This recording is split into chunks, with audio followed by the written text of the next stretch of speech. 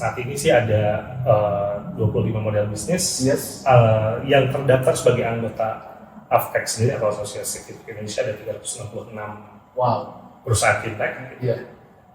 Dan kalau melihat perkembangannya di Indonesia baik, di tahun sampai dengan akhir tahun 2022 kita di Indonesia itu investasi untuk fintech kedua terbesar di Asia Tenggara setelah Singapura. Wow. Di Indonesia sendiri, kalau melihat survei OJK terkait inklusi dan literasi keuangan, Yeah. itu masih ada gap antara inklusi dan literasi. Iya. Jadi inklusinya lebih tinggi, Oke. inklusinya sampai 85%, Wow. tapi literasinya itu hanya 50%. Di pinjaman online ada juga yang legal dan mereka menjalankan fungsinya dengan baik Oke. sebagai inklusi Iya. keuangan, Iya. memberikan akses bagi masyarakat, bagi UMKM. Tapi yang kemudian bahaya adalah yang ilegal. Masih ada ya? Ada, banyak. Itu pakai aplikasi juga? Pakai aplikasi juga. Dan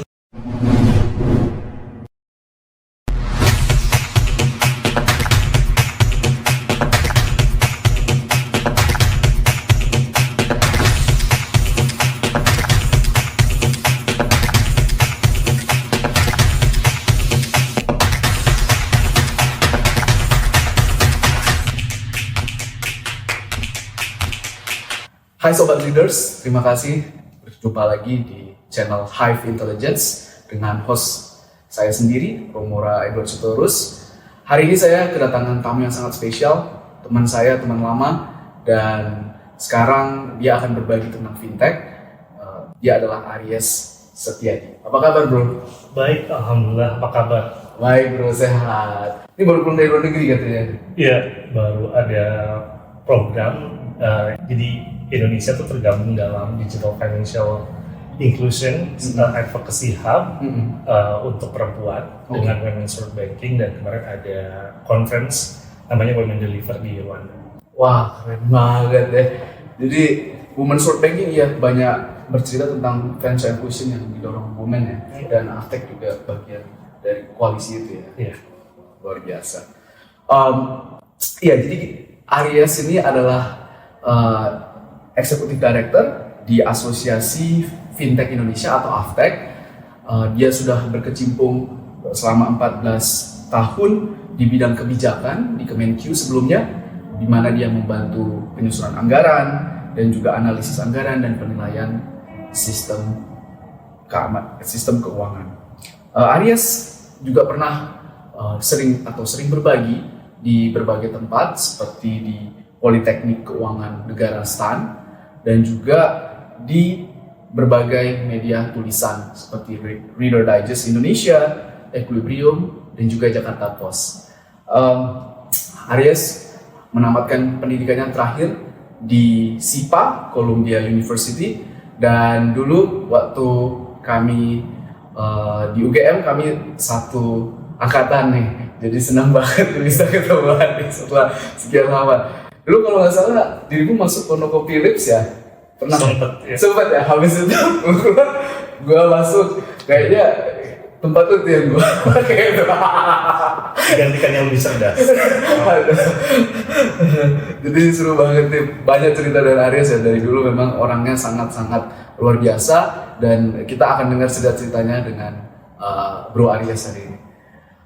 Bro, sebelum kita masuk nih ke topik yang sifatnya industri fintech gitu ya, kita mau ngobrol dulu tentang preferensi atau personality, atau taruhlah ice breaking aja gitu sih dari dirimu ya.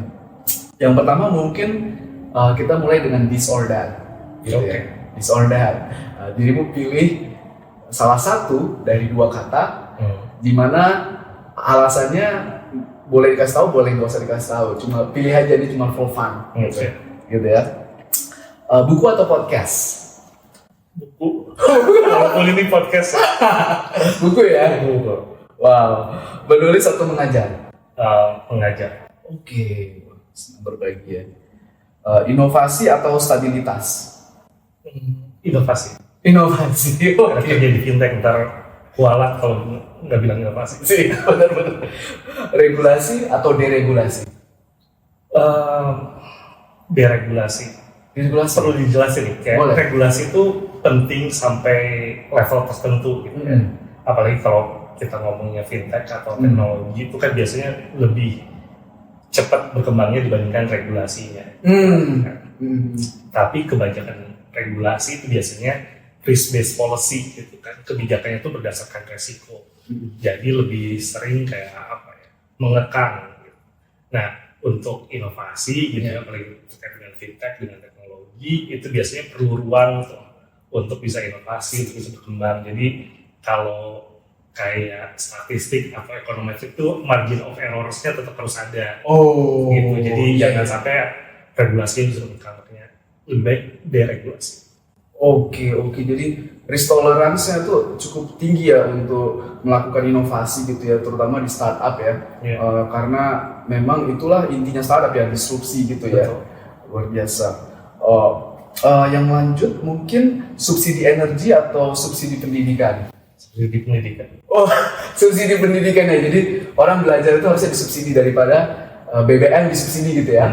Karena ngalamin dapat beasiswa kan, walaupun scholarship ataupun fellowship gitu. Jadi kayak penting banget sih untuk subsidi pendidikan karena ngasih kesempatan buat orang. Kayak saya sendiri nggak mungkin sedang sangat kecil kemungkinan lah untuk bisa kayak kuliah ke luar negeri. Itu kan kalau nggak ada scholarship atau beasiswa. Jadi subsidi pendidikan juga penting sih buat orang-orang yang mungkin selama ini nggak punya akses. Padahal sangat potensial ya. Kemudian pinjaman domestik atau pinjaman luar negeri? Pinjaman domestik. Domestik ya. Siap. Soalnya bisa dibeli lewat mitra distribusi fintech. Kan ORI. Ada ya? Ada. ORI obligasi retail Indonesia, SBN retail, sukuk tabungan, ST. Itu kan sekarang bisa mitra distribusinya ada juga di situ. Oke, mantap banget. Nanti kita ngobrol soal fintech ya bro ya, lebih jauh lagi. Big government atau small government? Small government. Small government ya. Jadi biarkan private sector yang ngurus ya. Oke. Scalability atau sustainability? Sustainability. Karena sustainability bukan berarti terus nggak bisa scale up juga. Benar juga ya. Ya tadi kayak ada level tertentu ya bisa tumbuh tapi juga sustain juga. Benar. Wow, menarik banget nih. Nah bro, dirimu kan eksekutif director, seorang implementer, seorang yang menggerakkan atau mengarahkan regulasi gitu ya, dengan cara memberikan ruang untuk bersuara dari fintech gitu ya, dan juga mungkin ekonom dulu ya, lama sebagai ekonom. Ada nggak sih bro buku atau film yang menginspirasi dirimu di satu hal, terutama tentang ekonomi atau keuangan secara umum? Ada satu buku namanya The End of Poverty dari Jeffrey Sachs. Dulu bukunya keluar tahun 2005, 2006, waktu kita masih S1. Tapi waktu baca setelah atau hampir mau lulus, karena udah mulai senang selesai skripsi. Karena buku itu kan ngebahas tentang kemiskinan di berbagai negara, terutama di Afrika. Dan waktu kita kuliah S1 dulu kan banyak kan kayak textbook banget yang teori. Benar. Ini kurvanya segini gitu kan, kayak hitungan ekonometrinya seperti ini gitu. Tapi nggak dapat sense kayak sebenarnya realnya gimana sih? Karena belum saya sendiri kan dari daerah ya. Dari mana dirimu ya? Kabupaten Bandung. Jadi Bandung juga kabupatennya bukan kota Bandung. Nah, jadi kan ngelihat juga dalam keseharian atau ketika pulang dari Jogja gitu, terus ngelihat tetangga gitu kan yang jadi buruh pabrik, ada petani gitu kan. Dan itu kayak nggak connect aja sih pelajarannya kok ngomongin ekonomi publik gitu kan, pengentasan kemiskinan gitu. Kayak gimana sih sebenarnya caranya? Nah, si buku ini tuh kayak pragmatis banget, dan menurut saya sih jadi kayak menerjemahkan teori-teori ekonomi lebih simple gitu. Kayak ternyata kayak gini ya gitu, kemiskinan tuh terus dampaknya efek dari keadaan geografis gitu kan. Jadi waktu itu dapat kayak baca buku itu kayak dapat aha momennya, kayak iya kemarin tuh belajar teori textbook tuh kayak gini ternyata implementasinya. Jadi itu buku yang jadi waktu pegangan lah ya. Jadi pas kebetulan juga S2 ngambil program di SIPA, MBA in Development Practice. founder program itu Jeffrey Sachs juga. Oh iya. Jadi terus kebetulan sempat ngambil kelasnya dia juga 2 kelas. Jadi dapat kayak dulu tuh belajar di bukunya kayak gini, ternyata sekarang berkembang gitu. Karena bukunya kan waktu itu lebih ke kayak Millennium Development Goals gitu. Mungkin Edo ingat. Sebelum SDG ya? Sebelum SDG. Nah pas waktu saya kuliah kan 2012 itu udah mulai mau phase out MDGs, transisi ke SDGs. Jadi kayak di kelas tuh benar-benar diskusiin kayak SDGs tuh mau gimana. Dan kebetulan lagi summer break dapat kesempatan buat ke Afrika itu untuk program Millennium Village Project. Jadi kayak udah baca bukunya terus ngeliat kondisi realnya, jadi kayak benar-benar pada saat itu sih buku itu jadi pegangan. Dan sampai sekarang juga kadang masih kayak ulang-ulang baca. Mungkin beberapa konteksnya udah tidak relevan, tapi kayak kerangka berpikirnya tuh dapat. Betul.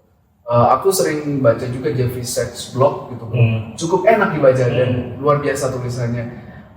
Jadi teman-teman tadi seperti Aris bilang, kalau mau lihat buku klasik yang pelajarannya masih stay sampai sekarang, baca The End of Poverty by Jeffrey Sachs ya. Ini sangat-sangat menarik bukunya dan mudah-mudahan ini bisa memberikan intuisi tentang bagaimana menyelesaikan masalah kemiskinan di dimanapun termasuk di Indonesia. Nah bro, boleh nggak cerita soal bagaimana dirimu menemukan passion untuk berada di antara private sector dan government ini? Apa yang membuat dirimu tertarik untuk berada di posisi atau peranan ini? Ya, dulu sih sebenarnya lebih lama tinggal bekerja di sektor publik ya. Itu visi dan misinya sih karena tadi tinggal di daerah terus kayak belajar di kota besar terus mempelajari teori, jadi kayak penasarannya sih sebenarnya gimana sih kayak ngurangin kemiskinan. Karena tetangga-tetangga kan banyak yang secara ekonomi di bawah garis kemiskinan lah, dilihat dari tinggal, pekerjaan mereka yang non formal. Jadi ada rasa penasaran aja sih kayak gimana sih nyelesain masalah ini. Jadi itu yang selalu ke bawah itu. Dan ketika di pemerintahan juga spirit itu sih yang kayak dulu kan megang anggaran gitu. Sempat juga megang anggaran namanya percepatan pengentasan kemiskinan. Yang sekarang jadi TMP2K. Nah itu jadi kayak gimana ya gitu, kayak program apa sih seharusnya. Cuma kan kalau anggaran tuh hanya melihat angka aja ya. Tapi nggak lihat kayak implementasinya seperti apa atau tidak menentukan implementasinya seperti apa. Dan sekarang di sektor fintech juga melihatnya ke inklusi keuangan gitu kan. Harapannya ya bisa ngasih akses untuk masyarakat yang selama ini nggak tersentuh layanan keuangan formal sebelumnya lewat fintech bisa masuk. Jadi selalu sih spiritnya di situ.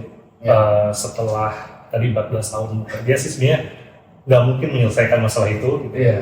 Tapi at least kayak coba lah untuk di setiap tempat ketika kerja ataupun punya kesempatan untuk bisa mengimplementasikan ilmu pengetahuan yang didapat gitu ketika kuliah atau punya pengalaman, itu ya spiritnya di situ pengen kayak lihat ya tetangga-tetangga at least nggak anak-anaknya gitu kan bisa sekolah dengan lebih baik gitu kan, punya akses pendidikan yang lebih tinggi juga. Keren banget bro. Jadi dirimu memang tertarik dengan akselerasi kebijakan untuk mengurangi kemiskinan, meningkatkan inklusi keuangan, melakukan hal-hal yang mungkin bisa menyelesaikan masalah secara makro tapi dengan banyak konsep-konsep yang secara mikro juga penting. Bro, kita ngobrol soal fintech dan industrinya mungkin ya. Nah, banyak sekali orang yang mungkin nggak ngerti fintech ini industrinya kan luas ya. Itu sebenarnya terdiri dari beberapa kategori kan. Ada nggak kategori yang umumnya dipakai untuk membedakan perusahaan-perusahaan di industri fintech begitu? Dan boleh cerita nggak ya perkembangan fintech di tahun ini dibandingkan tahun lalu? Kalau melihat industri fintech memang luas banget cakupannya. Di Indonesia sendiri saat ini, at least dari perspektif Aftek sebagai asosiasi fintech, gitu ya, Ada lebih dari 25 model bisnis dari fintech. Tapi kemudian yang masuk dalam regulasi sementara melalui POJK 13 2018 setidaknya itu ada namanya inovasi keuangan digital. Jadi didefinisikan fintech itu sebagai inovasi keuangan digital, dan itu ada 15 model bisnis. Ada financial planner, ada aggregator, ada innovative credit scoring, dan ada juga yang diatur oleh OJK itu peer-to-peer lending atau bisa disebut pinjaman online.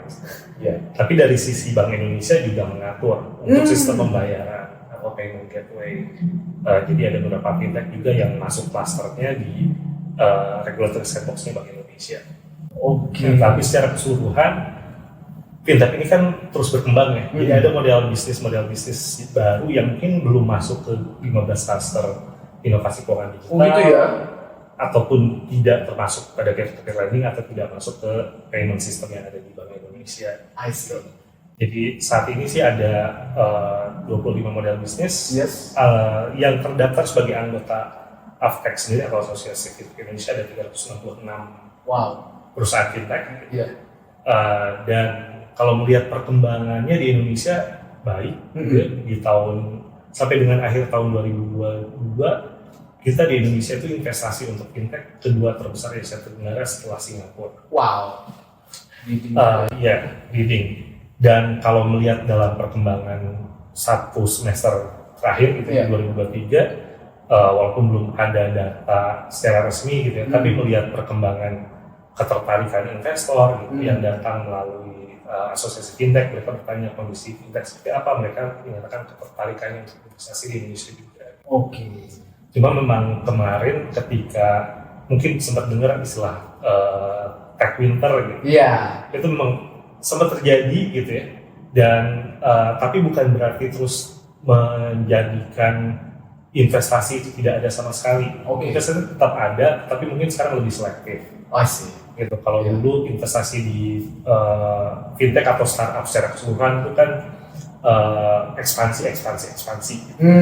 Nah sekarang tuh mereka udah mulai melihat profitability-nya seperti apa. Gitu. Jadi dilihat juga model bisnisnya tuh dalam beberapa tahun ke depan kira-kira bakalan bisa berubah nggak jadi profitable. Betul. Seperti itu. Karena kan sekarang semua pengennya larinya nanti ke IPO. Modalnya tidak hanya dari investor ataupun venture capital, tapi mereka bisa jalan dengan sendirinya. Jadi di AFTEC sendiri udah ada 366 dari perusahaan-perusahaan fintech yang tergabung ya. Dan asosiasi fintech ini kan dikenal sangat-sangat aktif dalam shaping regulation gitu. Dan tadi dirimu sempat mention tentang sandbox ya, regulatory sandbox.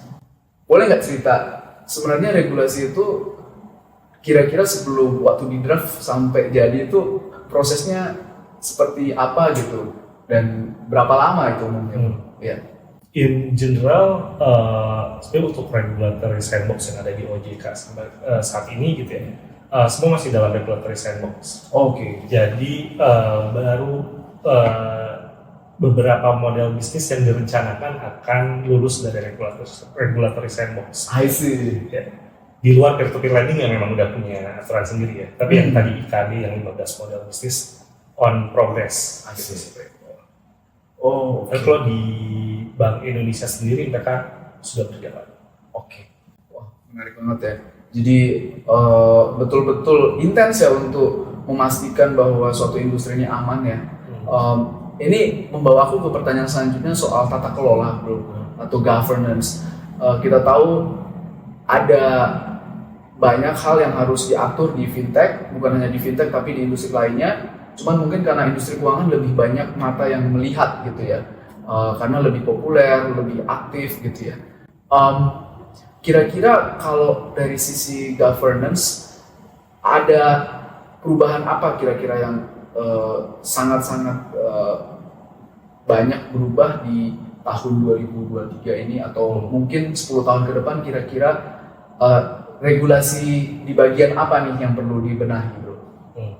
Ya, untuk industri fintech, dua aturan yang cukup besar dalam 1 tahun terakhir yang memengaruhi mungkin kedepannya industri fintech seperti apa. Itu ada Undang-Undang Perlindungan Data Pribadi (UPDP) di tahun 2022 itu disahkannya.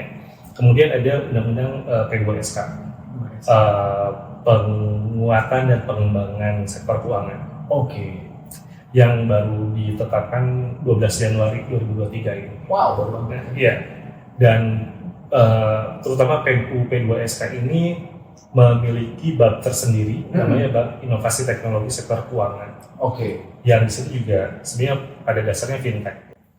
Jadi untuk industri fintech ini juga memberikan keyakinan, dinilainya kalau teman-teman di industri itu memberikan legitimasi lah dari industri fintech yang kalau sebelumnya hanya diatur di tataran peraturan pemerintah atau tataran peraturan otoritas, sekarang di level undang-undang. Benar-benar. Tapi ini untuk PDP, Undang-Undang Data Pribadi dan P2SK ini masih perlu peraturan turunannya, implementing regulations.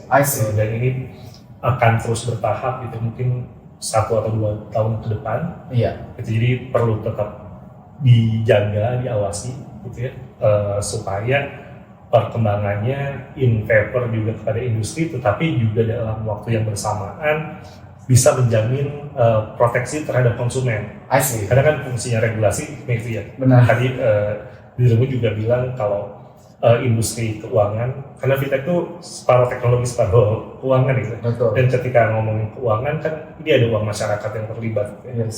Dari sisi investasi, dari sisi mereka transaksi, sistem pembayaran. Jadi memang perlindungannya juga penting banget ya. Melihat bahwa ini begitu banyak hal yang harus dijaga, bro. Tadi 2 undang-undang ya, P2SK dan juga tadi undang-undang yang satu lagi PDP, Perlindungan Data Pribadi. Ini ekosistemnya ini menyangkut siapa aja, bro? Apakah Bank Indonesia, OJK, Kemenkyu? Ada lagi nggak lembaga-lembaga Bapepti mungkin yang sering terlibat atau ngobrol dengan Aftek atau dengan dirimu gitu? Dengan fintech sendiri selain OJK, BI, dimana ada regulatory sandbox terkait fintech di sana, itu ada Kominfo. Karena memang seperti tanda tangan digital itu juga harus mengacu kepada sertifikasi yang ada di Kominfo. Lalu kemudian tadi Bapepti, yang mana aset digital atau kripto yang sering kita sebut itu juga masuk ke ranah fintech, karena penjualannya melalui aplikasi ataupun layanan fintech. Lalu kemudian untuk kementerian-kementerian lain seperti Kementerian Keuangan ada kaitannya dengan inklusi keuangan, Kemenko Perekonomian juga, jadi ada kaitannya juga dengan inklusi keuangan. Sekarang dengan Kementerian Pemberdayaan Perempuan dan Perlindungan Anak, karena tadi bagian dari Women Financial Inclusion Advocacy Hub juga gitu. Jadi fintech ini sekarang sebenarnya tidak hanya eksklusif dari sisi keuangan atau teknologi gitu ya, tapi juga menyangkut aspek-aspek lain gitu ya. Gender, perlindungan konsumen, jadi itu juga terlibat. Menarik banget, bro. Fintech ini aku dengar sebagai salah satu akselerator untuk mencapai target-target SDG, bro. Karena ketika orang punya akses ke rekening bank atau e-wallet, dia bisa menyimpan uangnya aman gitu, dan dia bisa somehow merubah hidupnya dengan melakukan keputusan-keputusan keuangan yang lebih baik gitu. Terkait dengan soal akses ke keuangan, bro, ini kan kita tahu bahwa ada yang namanya unbanked dan juga underbanked gitu. Sejauh ini seberapa gencar nih perusahaan-perusahaan fintech atau industri ini dalam mendorong inklusi keuangan yang lebih baik lagi, bro? Boleh nggak cerita? Sebenarnya fintech sendiri kan tujuannya menyelesaikan masalah yang selama ini tidak terselesaikan oleh layanan jasa keuangan konvensional. Pada dasarnya kan awalnya seperti itu ya. Kenapa ada peer-to-peer lending? Karena sebagian orang nggak punya kolateral, nggak punya modal, sehingga nggak bisa mengakses ke bank. Atau mereka belum pernah pinjam ke bank sebelumnya gitu, sehingga mereka nggak punya historik kredit gitu, atau financial slick gitu, atau dulu BI checking gitu. Jadi akhirnya adalah peer-to-peer lending. Jadi peranannya penting dan selalu mendorong bagaimana masyarakat yang unbanked atau underbanked ini untuk bisa masuk jadi akhirnya ke layanan jasa keuangan formal. Dan berbagai jenis model bisnis di fintech sendiri suportif terhadap program-program mendorong orang yang unbanked dan underbanked itu masuk ke layanan jasa formal. Misalkan ada inovatif credit scoring gitu. Kalau selama ini scoring yang konvensional kan tadi pinjaman ke bank, tabungan, kolateral, tapi dengan inovatif credit scoring mereka melihat aspek-aspek lain gitu. Misalkan lewat data komunikasi. Iya, aku dengar tuh ya. Jadi misalkan nomornya udah lama atau nomor baru. Karena kalau nomor baru kan bisa jadi orang cuma beli nomor itu buat ngajuin Benar. tapi kalau nomor lama misalkan punya historis. Kemudian melalui data e-commerce, orang kan mungkin nggak punya rekening bank tapi bisa beli COD gitu. Dan akhirnya mereka punya histori kan gitu dengan sering belanja, itu kan kebutuhan pokoknya gitu. Karena kan banyak promo kalau di e-commerce. Betul. Terus lewat sosial media juga. Jadi ada berbagai macam alternatif data yang bisa diolah, yang kemudian itu menunjukkan sebenarnya pattern perilaku masyarakat yang selama ini underbanked atau unbanked tadi gitu. Trustworthy nggak sih atau dapat dipercaya nggak untuk dapat layanan, misalkan jadinya dilayani oleh peer-to-peer seperti itu. Dan banyak model bisnis lain juga yang membantu juga, misalkan verifikasi identitas digital. Verifikasi. Jadi misalkan kalau dulu akses ke bank itu kan biasanya tidak sampai ke daerah yang rural gitu, pedesaan, dan hanya di kota besar. Dan sekarang dengan ada verifikasi identitas digital gitu, orang melihat ada yang biometrik gitu ya, ada yang lewat KTP gitu. Wajah ya. Iya. Dan itu kemudian akhirnya bisa jadi orang itu punya e-wallet. Betul. Dan itu juga jadinya jangkauannya lebih luas lagi tanpa harus melewati layanan jasa keuangan konvensional. Wah, menarik banget. Jadi memang inovasi keuangan digital atau fintech ini memang muncul sebagai jawaban terhadap keresahan dari hambatan-hambatan di sektor keuangan konvensional seperti yang Bro Aries bilang tadi ya. Dan tadi udah disebutkan bagaimana fintech mendorong peningkatan akses ke sistem keuangan. Nah, yang juga menarik nih Bro, selain akses kan kita perlu meningkatkan usage juga ya. Dan kadang-kadang untuk pendidikan konsumen ini masih harus ditingkatkan gitu ya, karena literasi masyarakat yang begitu rendah. Ada yang ambil pinjol padahal dia nggak bisa bayar, dia pikir dia bisa mengelak begitu saja gitu ya. Kalau misalkan ada orang yang terjebak dalam situasi-situasi salah beli atau apa gitu Bro, ada nggak layanan pengaduan di industri ini, atau seperti apa biasanya prosedur untuk menyelesaikan masalah-masalah di sektor fintech ini? Jadi literasi memang penting banget karena di Indonesia sendiri kalau melihat survei OJK terkait inklusi dan literasi keuangan itu masih ada gap antara inklusi dan literasi. Jadi inklusinya lebih tinggi, inklusinya sampai 85%. Tapi literasinya itu hanya 50%. Jadi ada gap 35 percentage point, orang yang sudah menggunakan layanan jasa keuangan tapi mereka tidak teredukasi dengan baik manfaat ataupun risiko dari layanan jasa keuangan itu. Makanya kemudian dalam fintech banyak yang kena scam investasi, gitu kan. Jadi banyak orang yang asal transfer katanya nanti didapat bagi hasilnya 50% gitu dalam 2 minggu gitu. Padahal itu penipuan. Mereka nggak sadar karena mikirnya dapat untung. Lalu kemudian masuk ke pinjaman online yang ilegal. Ini penting ya, karena si pinjaman online ada juga yang legal dan mereka menjalankan fungsinya dengan baik sebagai inklusi keuangan, memberikan akses bagi masyarakat, bagi UMKM. Tapi yang kemudian bahaya adalah yang ilegal. Ada ya? Ada, banyak. Itu pakai aplikasi juga? Pakai aplikasi juga, dan aplikasi ilegal ini dihapus satu gitu ya, Iya. 1000 gitu. Wow. Iya.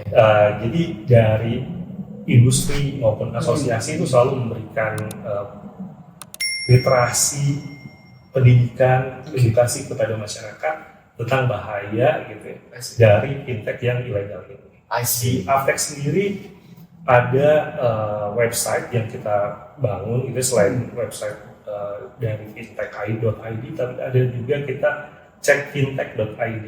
Cekfintech.id.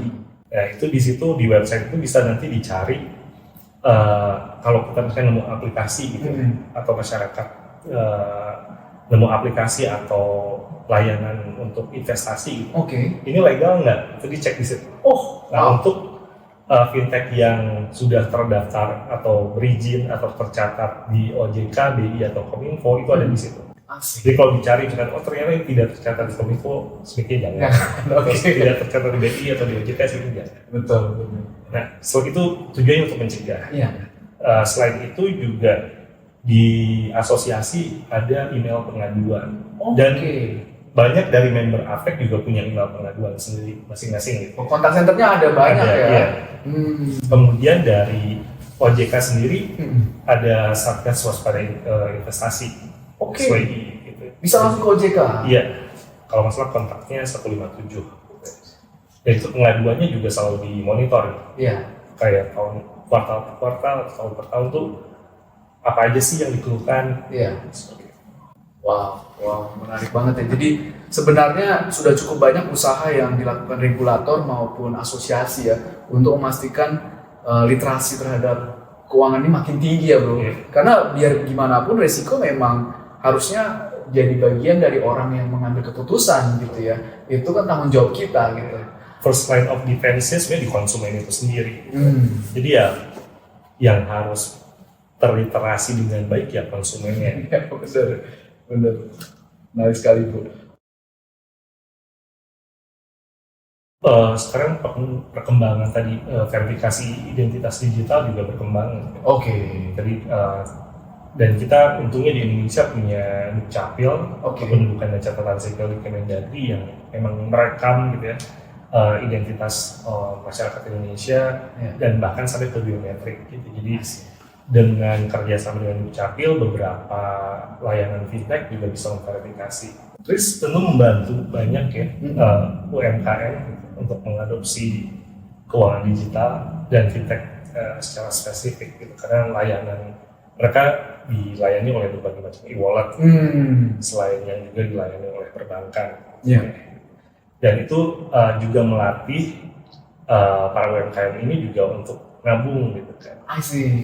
AI itu bisa sangat membantu gitu, Betul.